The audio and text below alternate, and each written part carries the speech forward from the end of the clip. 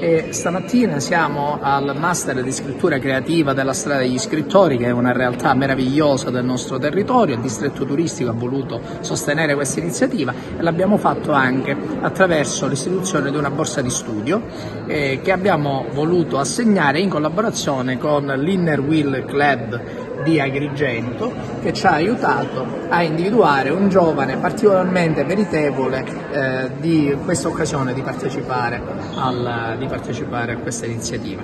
Io sono qui insieme a Lea Cesarani, che è la presidente, che insomma subito ha accolto questo invito e che quindi ci ha estremamente gratificato. Allora abbiamo qui il nostro Ferdinando Cuffaro, che è un giovanissimo talento, per cui se un investimento va fatto sicuramente sui giovani. Allora, come sta andando?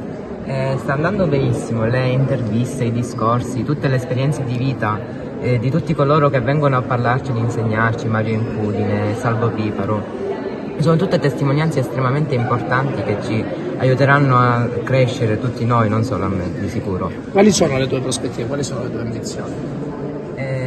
Ambizioni per il futuro veramente non ho solo un obiettivo. Mi piacerebbe diventare insegnante, questo sì, ma da quando ho cominciato questo progetto mi sta cominciando a intrigare anche l'idea di diventare un giornalista.